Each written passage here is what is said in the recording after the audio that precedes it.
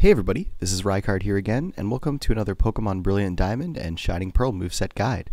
Today's video is going to be all about the Sandy-Cloak version of Wormadam, also known as the best version of Wormadam, despite what my Twitter followers think. So let's get started like we always do by taking a look at this Pokemon's typing, abilities, and stats.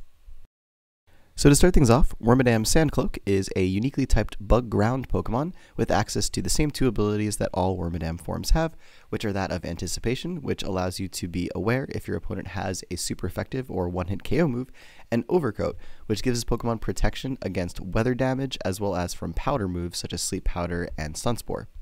As for its stats though, this Pokemon has a pretty low base 60 HP stat, but a very nice base 105 defense and a pretty decent 85 special defense, allowing this Pokemon to be quite bulky.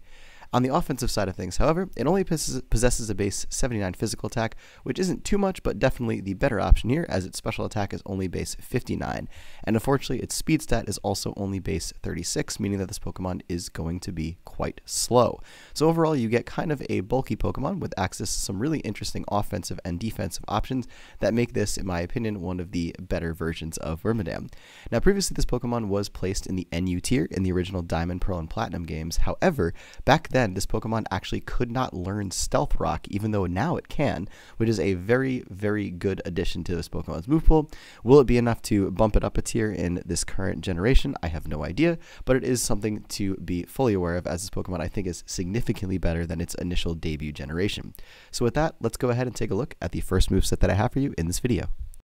So for this first moveset, we're going to be going ahead and running Wormadam as a defensive hazard setter. So we're going to start this one off by giving it an Impish Nature to increase its physical defense but lower its special attack, and running either Anticipation or Overcoat as its ability. Generally though, Overcoat is the better option, but Anticipation can be useful for possibly scouting out a super effective move that your opponent might have. As to the EVs though, we're going to go ahead and max our HP and physical defense by putting 252 EVs into both of those, and put the remainder 4 into its special defense. And for the item on the set, we can either go with Leftovers to allow this Pokemon to recover a little bit of HP at the end of every turn, or go with a Chestoberry as an option for allowing this Pokemon to wake itself up when it puts itself to sleep to recover all of its health and heal it of a status that it may be inflicted with to give it some more longevity in the battle. But for the moves, the first one that we're going to go with is going to be Stealth Rock, which is one of the most important moves in the game. And as mentioned before, previously this Pokemon did not get this in Diamond, Pearl, and Platinum, but ever since then I believe it has, starting in 5th gen, and it's been just an amazing addition to this Pokemon's move pool, and allows it to be a very effective lead Pokemon or just defensive Pokemon that can set up these hazards on your opponent's field. Alongside this, we're going to go ahead and run Earthquake as our main stab option, which is a great, powerful move for this Pokemon to use. And then we're also going to go ahead and run Sucker Punch on this set as well to give Wormadam some useful priority to allow it to just deal a little bit of extra damage to its opponents, maybe before it goes down, or possibly even revenge kill something that's already been weakened on a more defensive Pokemon like Wormadam, which is pretty cool. Alongside this though, we have a couple options in our last move slot.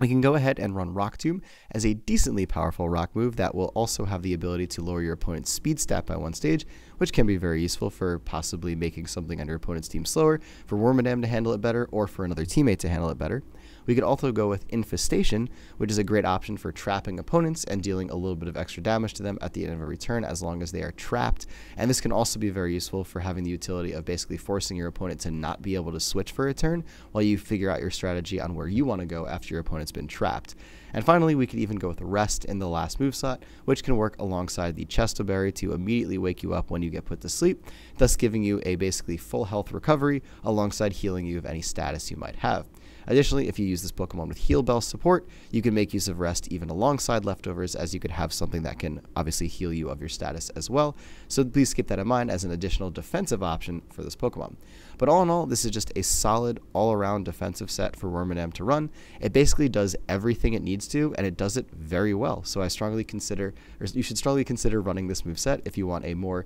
unique defensive bug Pokemon like this guy.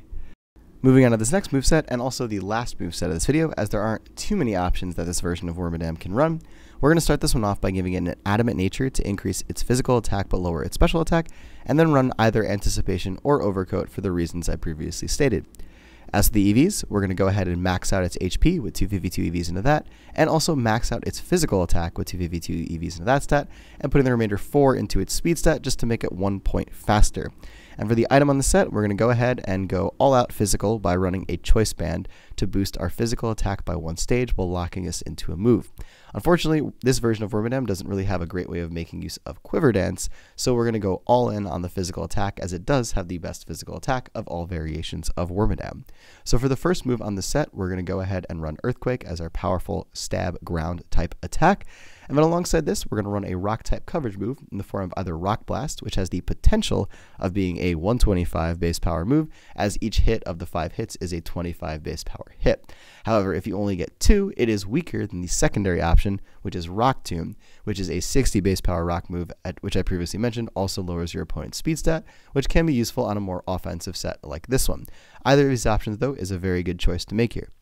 Alongside this, we're going to go ahead and run Sucker Punch as our third attack, which is a great powerful priority option that we can make use of, though do keep in mind that it only works if your opponent also attacks, and running a choice band with this move can be a bit risky because your opponent could just straight up not attack you and you're locked in on a move that will do no damage. So do keep that in mind, use it when necessary, but do be aware of this. Finally, for the last move on the set, we can still run Stealth Rock here as a way to allow this Pokemon to still set up hazards even on a more offensive set like this one, often getting just as much utility out of these hazards and also the added power that you can run. Or we can go for a secondary stab option and run Bug Bite here, which is a little bit less common to do, but still a pretty viable option to make use of if you just want to run 4 attacks. But all in all, this just gives this version of Wormadam quite a bit more power to make use of and allow it to make a bigger dent in your opponent's team, aside from just being a defensive Pokemon that's able to switch in numerous times like you saw on the previous moveset.